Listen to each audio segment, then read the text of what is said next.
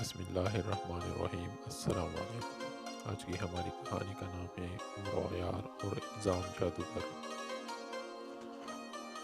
افراسیاب اپنے تخت پر بہت پریشان بیٹھا تھا۔ اس کے پہلو میں ملکہ حیرت بھی حیرت کے عالم میں گمسم بیٹھی تھی۔ دربار میں مقص عالم تھا۔ عمر و عیار کے ہاتھوں کی درپے شکستوں اور بڑے بڑے نامی گرامی جادوگروں، جن میں سامع جادوگر کا پوتا، مصور جادوگر اور جمشید جادوگر کا نواسا خمار جادوگر بھی شامل تھے، کی موت کے بعد افراسیاب ہوش و حواس کو بیٹھا تھا۔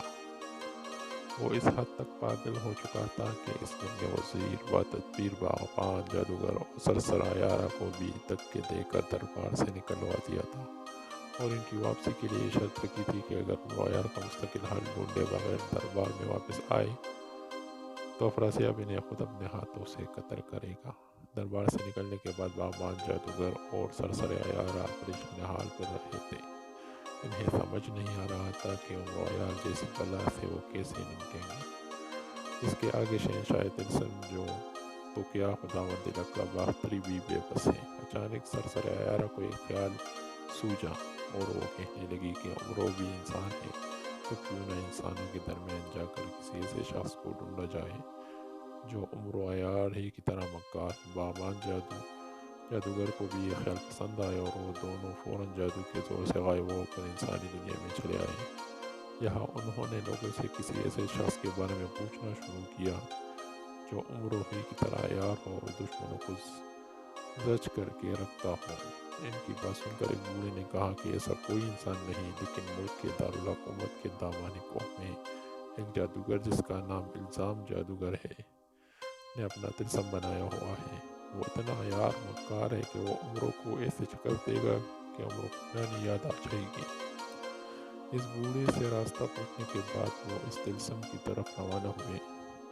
جادو کے طور پر انہوں نے گھنٹوں کا فاصلہ منٹوں میں طے کیا۔ ابھی وہ طلسم کی حدود سے کافی دور ہی تھے کہ اچانک ان کے کان تیز موسیقی سے پھٹنے لگے اور ساتھ ہی کوئی گلوکار اس جادوگر کی تعریف میں گیت گانے لگا۔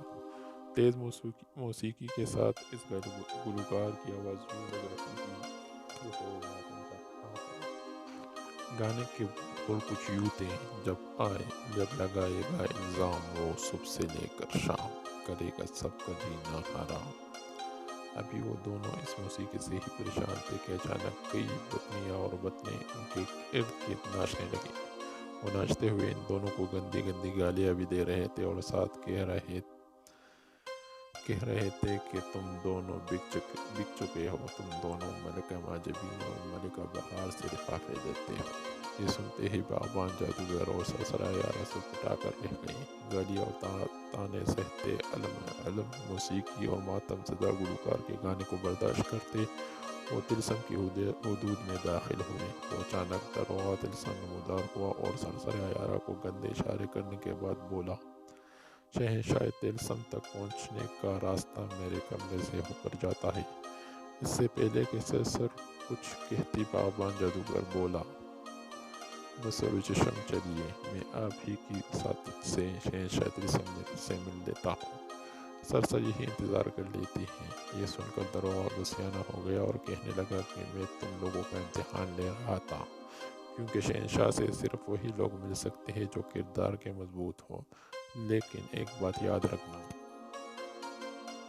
شہنشاہ الزام جادوگر بہت نازک طبع ہے، ان سے بحث نہ کرنا اور ان کی ہاں میں ہاں ملانا تمہارا کام ہو جائے گا۔ یہ کہہ کر داروغہ انہیں لے کر دربار خاص کی طرف روانہ ہوا۔ یہ لوگ دربار میں داخل ہوئے تو کیا دیکھتے ہیں کہ ایک عجیب و غریب رونق قسم کا بوڑھا، جس کے چہرے پر لعنت اور پٹکار برس رہی ہے، اپنے چہرے پر ٹیکے لگا رہا ہے اور اس نے اپنے پاس ہی تھکور کا ڈرم رکھا ہوا ہے اور ہر تھوڑی دیر بعد اپنا سر اس ڈرم میں ڈبو کر اپنے بال کالے کرتا ہے، پھر کاغذ پر کوئی سفید سا سفوف رکھ کر ناک کے ذریعے اندر کھینچتا اور پھر آئینہ اٹھا کر آئینے میں اپنی شکل دیکھ کر ابھی تو میں جوان ہوں گنگنانے لگتا ہے۔ کچھ دیر بعد وہ بوڑھا ان دونوں کی طرف متوجہ ہوا اور پوچھا کہ کس لیے آئے ہوں۔ دونوں نے اپنی مشکل بیان کی۔ ان کی بات سن کر الزام جادوگر نے دروغہ طلسم کی طرف اشارہ کیا۔ دروغہ طلسم فوراً کو مخاطب کر کے کہنے لگا، شہنشاہ پوچھ رہے ہیں کہ بینٹ کے لیے کیا لائے ہو۔ پابان جادوگر نے فوراً دل میں منتر پڑھ کر اپنے بیروں سے معلوم کیا کہ الزام جادوگر کو کیا پسند ہے۔ بیروں نے بتایا کہ الزام جادوگر ہر کس و ناقص سے بیچ میں چندہ اور مسلمانوں سے زکوٰۃ لیتا ہے۔ یہ اتنا مکار ہے کہ مسلمانوں کے درمیان مسلمان بن کر رہتا ہے، مگر اپنی منافقت سے انہیں احساس بھی نہیں ہونے دیتا کہ یہ ان کی جڑیں کاٹ رہا ہے۔ بہت سے سادہ لوگ مسلمان کی جگہوں میں پھنس کر وطنیہ اور وطنے بن چکے ہیں۔ پابان جادوگر نے بیروں سے کہا کہ مجھے الزام جادوگر کی سب سے بڑی خواہش بتاؤ، میں وہ پوری کرنے کی کوشش کرتا ہوں، شاید اسی طرح عمروں سے جان چھوٹ جائے۔ بیروں نے عرض کی کہ الزام جادوگر کو ایک مخصوص کرسی چاہیے، اس کرسی کو پانے کے لیے کسی بھی حد تک جا سکتا ہے۔ پابان جادوگر نے منتر پڑھا تو اسے معلوم ہوا کہ یہ کرسی الزام جادوگر کو نہیں مل سکتی۔